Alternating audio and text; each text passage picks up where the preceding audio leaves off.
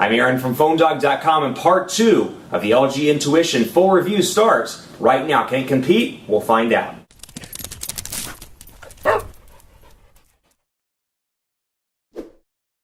It's part 2 of the LG Intuition review on Verizon Wireless, and honestly, if you didn't want the Note, you didn't want to go with AT&T, and you didn't want to hold off for the Samsung Galaxy Note 2, which is coming to Verizon later this year, the Intuition could be a good device for you. That said, I think there are other better Android alternatives out there, not just on Verizon, but in general, unless you want that 5-inch display. And special thanks to our friends at Best Buy Mobile for hooking us up with devices like this for use in our One Paw Bandit giveaway game. When you walk into Best Buy Mobile, you'll walk out working. They'll help you set up your email, your web, your contacts, and more, so when you walk out, you're good to go at Best Buy Mobile.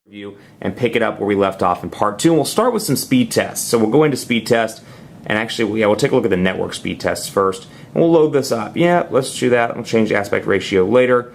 I can take a look at that, and we'll look at some of the note-taking capabilities of this device as well. It's on Shelby, North Carolina. That's close enough for me. So we'll load up speedtest.net right here, and Verizon promises a download speed of 5 to 12 megabits per second and an upload speed of 2 to 5 megabits per second. And for my testing, it's been relatively quick and right on par. Even in a saturated area like Charlotte, you're seeing speeds like this, 18 to 20 megabits per second, and upload speeds between, I'd say 10 to 15, depending on what I've seen throughout the day.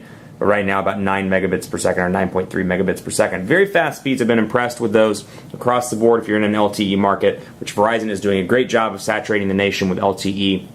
You'll be able to take advantage of that. Let's load up Quadrant Standard as well and see what we can do with Quadrant Standard here. We'll run the full benchmark, and we'll take a little bit of talking time about the call, or talk a little bit rather about the call quality on this device. Overall call quality is pretty decent. The signal strength kind of fluctuates depending on where you're at. I find that I took it to a dead spot in Northeast Charlotte, and found that it wasn't the greatest in the world when it came to like 0 or 1 bar. So if you're in an area that's considered a fringe area for Verizon, your service isn't that great, take a look at some of the Motorola offerings on Verizon, as I found that their wireless radio is oftentimes second to none. This is the kind of device you probably want to avoid if you're in a rough area, 0 or 1 bar of service, much like the Samsung Galaxy Nexus on Verizon, just because of some minor signal issues when it comes to being in fringe areas. Take a look at Motorola's devices, and then perhaps the Galaxy Note 2, that we'll see how they do with their radio on Verizon Wireless when we get demo units in the office. That said, not bad by any means. Speakerphone is nice and loud. The biggest challenge for this phone is how hard it is to hold in the hand because of the aspect ratio. This is a 4:3 aspect ratio, so even at a 5-inch display, take a look at the size here, for example, in comparison to the Samsung Galaxy Note. And there will be a dogfight between these, so stay tuned for that. But you can see here, size-wise, and of course I threw the focus out of whack by doing that, but you can see this one's a little bit more pocketable, if you can even say that, a little bit easier to hold in the hand. This one is just big, and it is barely pocketable, but very hard to talk on.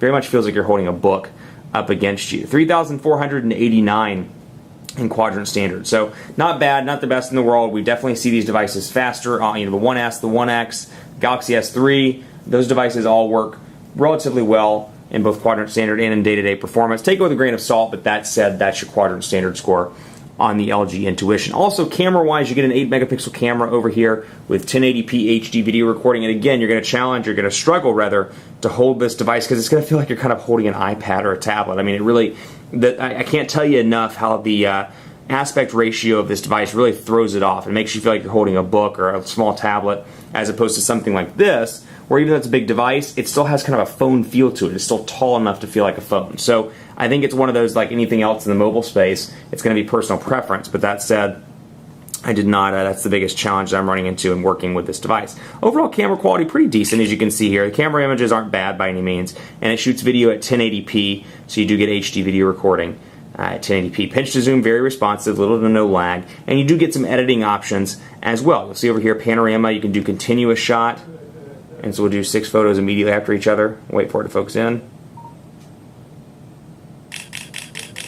And you don't have to press it down, but it does take 6 continuous photos, and you can pick your favorite one. That's the big buzz thing in cameras right now on mobile devices, so it's nice to see the Intuition ship with that. Brightness, focus, image size, ISO, white balance, you can change all of this as well. Geotagging, you can auto review, and then of course you've got your ability to turn the flash on and off as flipping it around, and going to the front-facing camera as well if you want to see my beautiful face, which you may not. But 1080p, again, HD video recording, you can switch over pretty easily there. And when you're recording, you can also take still shots over here as well. So much like the 1X, much like the Galaxy S3, you do get that feature over here also. So if you're with your son, you're with your daughter, they're playing a game or something, and you want to record it but also take stills, you can take advantage of that over here. And of course, like I said, Android 4.0 is the recent applications and a relatively stock look and feel when it comes to recent applications over here as well. So again, let's take a look at the phone application. We'll focus in a little bit on this, and you can see, again, big device, going to be hard to hold up against the ear. Call logs, contacts, and favorites. A big dial pad with a send button, of course, or call button, I guess, in this day and age. Really, send doesn't exist anymore. Voice activation, voicemail button, and then, of course, text message shortcuts. You can say 611, and we can message that if that were an actual number to message.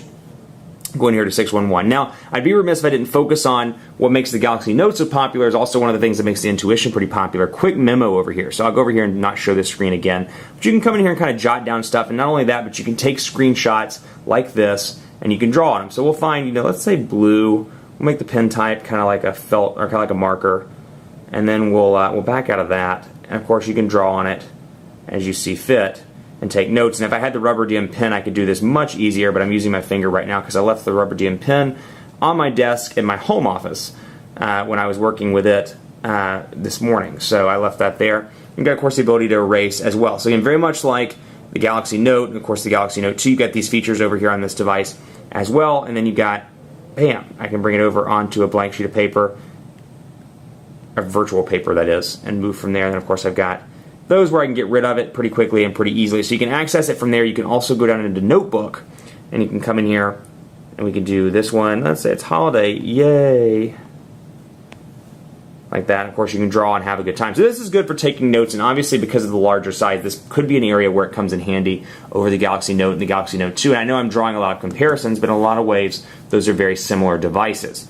That said, pretty easy to type on, pretty easy to draw on. Of course, you can erase, and then shift over to text if you see fit.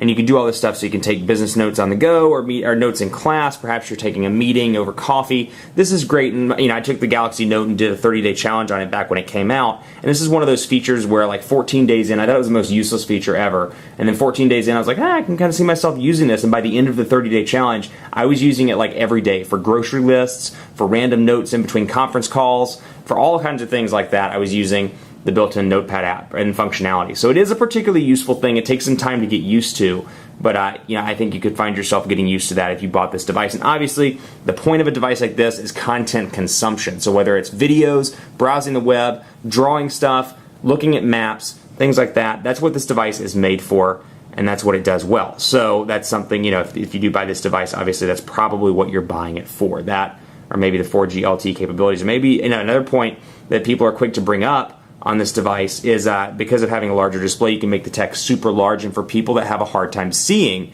this could be a great device as well. So all in all, a decent device. It's not a bad device by any means. That said, when you pit this head-to-head against the Galaxy Note, the Galaxy S3, the One X, the Evo 4G LTE, things like that, you can really see the differences. LG's user interface isn't quite as fleshed out as HTC, as Motorola, as Samsung. Needs some work there. Also, this device was announced in February. It came out in September. That's pretty unacceptable by any stretch of the imagination in today's mobile world. I mean, you got to announce it and get it out within 3 months. That whole CES thing of getting it out in January and launching it in the summer, not the smartest strategy anymore, at least in 2012 with the high-stakes smartphone industry we're in now. That's a decent device, but for $200 you can get this or the Galaxy S3 or the iPhone 5 on Verizon.